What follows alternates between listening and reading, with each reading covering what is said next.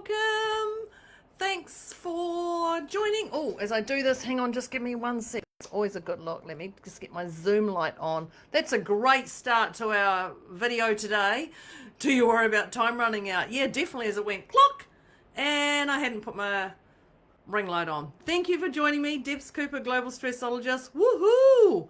Here we go. What a day today. Do you worry about time running out? Absolutely. If you say no, then there's something clearly wrong with you, because I'm sure everyone thinks about it at one point in time.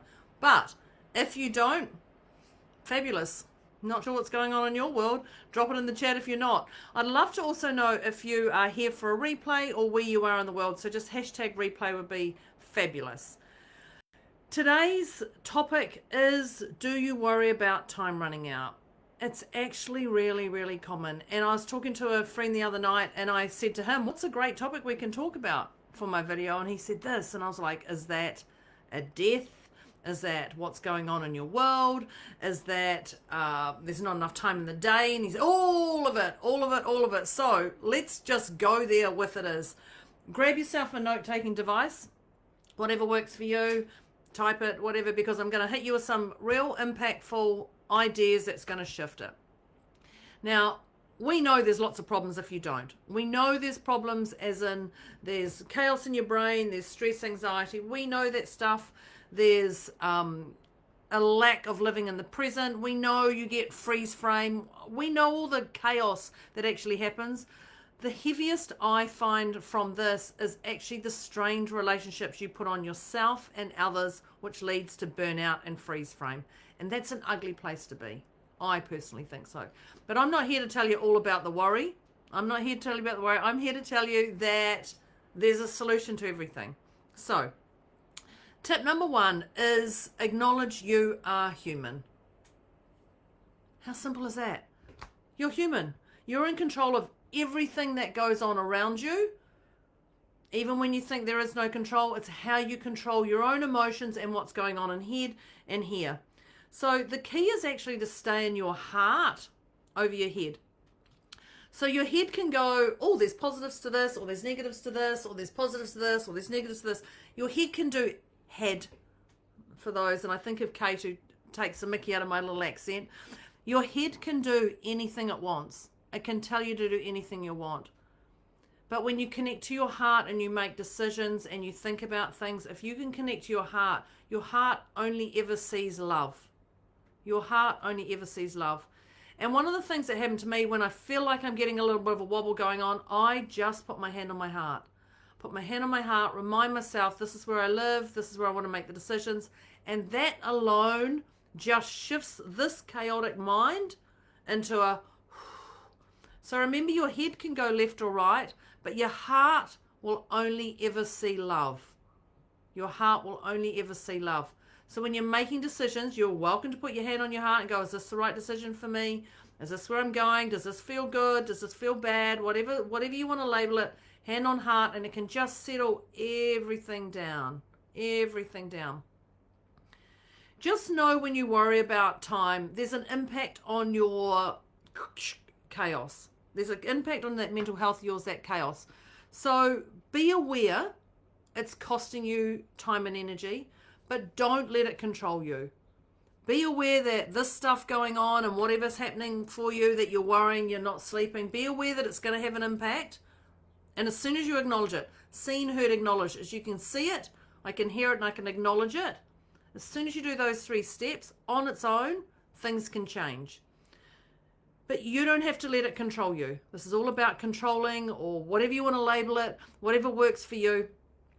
If this chaos is hanging out, or it's occurred again twice, 3 times, or 24 hours later, it's still playing around your head, that is enough time to start going, okay, it's time for me to pull back to what's important. It's time for me to go to what's really happening right now. It's time for me to look at this. It's time for me to call in whatever or whoever it is to help me here. So anything longer than 24 hours, or if it keeps repeating in your head, anything longer than 24 hours, it's time to actually look at it. And also know that their journey is their journey, your journey is your journey. So you know what I'm going to say? I'm going to say, do not compare other people's energies or journey to your own. You can look at them and go, great, but it doesn't have to stick. So just know your journey is your journey. They are theirs. Don't look at theirs and go, they've done this, they've got this. If I was sitting there, we've got the Olympics going on right now. If I'm watching going, they can do that, I can't do that, I don't even think I'd even bother to exercise again. They're dedicated. They're doing some phenomenal things out there, go the Kiwis.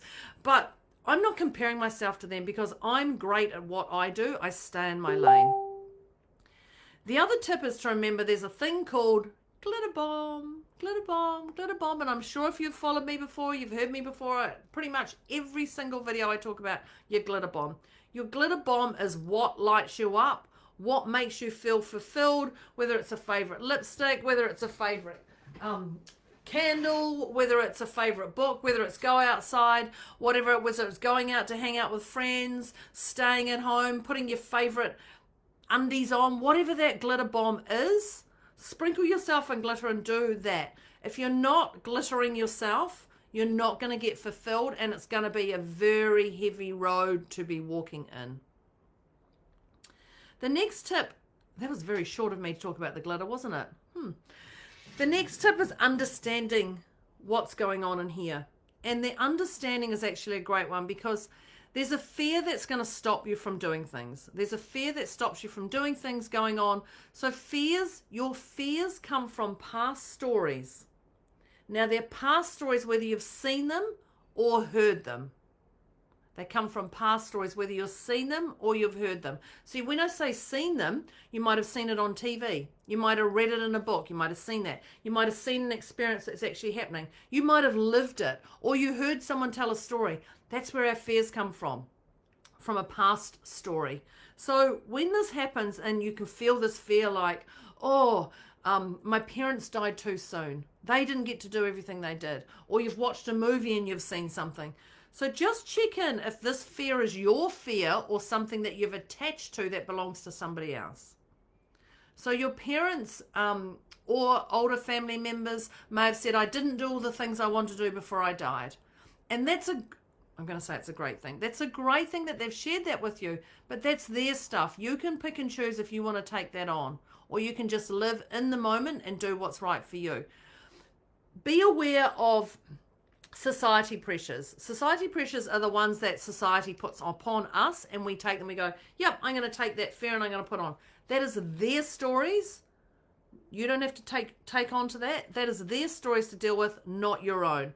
So just be aware that where your fears come from are not necessarily your fears. They can be other people's fears. A beautiful tip I love is living in the moment. And we know it's also another way of saying be present. Go to bed fulfilled. Wake up fulfilled. Wake up feeling like even if you've had a crappy sleep and you turned the pillow around the wrong way and you slept wonky or the dog slept on you or anything, that sort of stuff. When you wake up, think of the things you're grateful for. What are you thankful for? Are you thankful that you actually woke up? Are you thankful that you've actually got a pillow that even if you turned it over the other way around, you're still thankful for that? What are those things you're actually thankful for? Do not compare yourself to others. Do not compare yourself to other people's gratitude. It's you. Living in the moment is about you and what's right for you. I encourage you to write a thankful letter to yourself at the end of every day.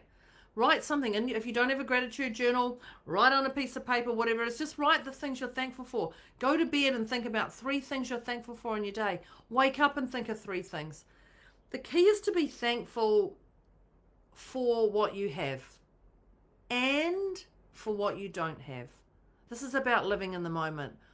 Being resentful and bitter is not going to help you evolve. So live in the moment, be thankful for what you have, be thankful for what you don't have. The next one is manage your time. As I'm running around doing 20 million things before this video, I'm like, managing my time, I can quickly do this out, I've got 2 minutes. Manage your time wisely. It is your best interest to manage it, what works for you. So what I do is I make a list of all the things that are going on in my head. If I've got things going on around my house, in my office, whatever, I go through room by room and I make a list of those things that I want to do. What you're doing is you're removing all the weeds, which is all the chaos, all the weeds out of your head, and you're putting on a piece of paper. Once that's on a piece of paper, you're then going to prioritize it. So once you've made that brain dump list, you're then going to prioritize it. You're then going to put it in a date order of when it needs to be done by. Be realistic. Is this going to happen by tomorrow? No. 2020 taught us a year of pivot. Is it going to happen? I don't know. So be aware of those times and ensure that they're realistic. Once you have that list down, you've prioritized it, you've put it in date order, you're then going to start recruiting other people. You're going to ask other people to help you on this, or you're going to do it yourself. But ensure when you get other people to come in and help you that they actually love to do that task. Get those people who actually love to help you or love to do it on their own, any of that stuff. But don't get them on because they're obligated to. Don't get them on because they're obligated to, because that energy that's going into that task, whatever that task is, can be very heavy. And if they're putting that obligation energy in, you're already on a downhill slope. And when that happens, you're actually starting to worry about time running out. You start going, are they the right person for the job? You start to doubt all these things that are going on in your mind. So you better stay in your heart. So ensure when you recruit others to help you that they actually love to help. Now there's the 4 Ds, which is summing up what I just said. Do it, dump it, delegate it, or defer it. I think not in those order, but do it, dump it, delegate, or defer it. And if you can think of the 4 Ds, will definitely help you. And then the other one, the 5th D, is Debs. Debs. Think of Debs. Think of Debs. Contact Debs if you've got any worries that it's going on in your head, or this video doesn't land with you. Contact Debs. The next tip I'm going to give is be aware of who you are. And when I say be aware of who you are, own who you are. Be aware of it to others and yourself, but be authentic to you. You don't want to be making decisions that feel morally and ethically wrong for you. You don't want to be making decisions or actions or thoughts that don't sit in alignment with you. When you say own who you are, own that you are generous. Own that you are stingy. Own that you are on your own journey. Often people tell me I'm selfish. I'm 100% selfish in things that don't align to me, because some things I find more value in what it is. So be aware of those things, remembering you're on your journey, not someone else's. This is your journey, your life. Hi, Vaughn. Know that we make sacrifices to do what we love. But when we see them as sacrifices, we're already screwing up our brain. As soon as we go, this is a sacrifice, I have to do this to get this, you're already having chaos in your brain. So own who you are. Don't see it as a sacrifice. Remember, everything is on the way, not in the way. When we see everything on the way, there's no sacrifices. It's all on the way. You have a different mindset just and shift in that alone. We're getting there, getting there, peeps. The next one I'm going to say is goals. And I really don't like the word goals. I'll be honest, it's not my thing. But maybe I'll just find another word for it. I don't know. It's my word. But when you set goals, ensure they're realistic. And ensure they are yours and not someone else's. So tap in. Find a space. Get that glitter around you. Find a space. Hand on heart. What would you love? What do you love? What would you desire? What would you love your life to look like? What are those things that are going on? Set a goal. Ensure they're realistic. Again, ensure they're realistic. I'd like to travel to 2 different countries. Now, that's fantastic. If you say I'd like to travel to 2 different countries, what are those countries?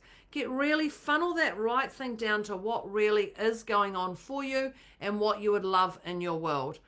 Get ideas from others. Look at what they're doing, definitely. But ensure they're your goals. They're what works for you. No one can sprinkle you in glitter apart from yourself. So what are those things that light you up that you would love to do? And ensure they're realistic. If you want to do 2 countries in 24 hours, sure, you're going to fly over 2 countries. But make sure, when I go to this country, what do I want to look at?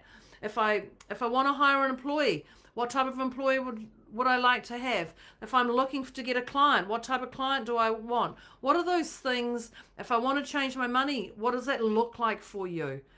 this chaos is actually in your head is not as chaotic as what you think when you start taking the time to do things. So ensure you diarize that time and look at it. The next one is loving life. And I say that with a monotone voice. If you're like this, are you really loving life? Are you really glittering yourself? What are those things that actually really light you up? Celebrate life. We're here for a certain amount of time. I don't know how long you're here for. You may not even know. So use it wisely. And I'm ensuring that when I say use it wisely, ensure that it's your wisely, not others wisely. So love life, celebrate life. You're here. You've got internet. You're here watching this. What are those tips you're going to implement? Even if there's just one tip from today. What are those things? But love being here. Love being present in the moment. Tell people you love them. Tell people you love them. Verbally tell them. Hey, I really love that you do this. Tell them. Write it down. I love you being in my life, or I love that you're not in my life. Tell them, whatever it is, write it down. You can also energetically tell people you love them. Tell them, love them for the chaos they've created. Love them for the support. Love them for the cheerleader moments. Love them for the nail biting moments. Love them for the nerves. Love them for the memories, whatever it is. Energetically, you can just put your hand on your heart, shut your eyes, think of someone, and send them love. That's how you can tell people you love them. They will get that. They will feel that wherever they are. We're all entangled in one form or of another. And the last tip, and the last one I'm going to give you is to love yourself.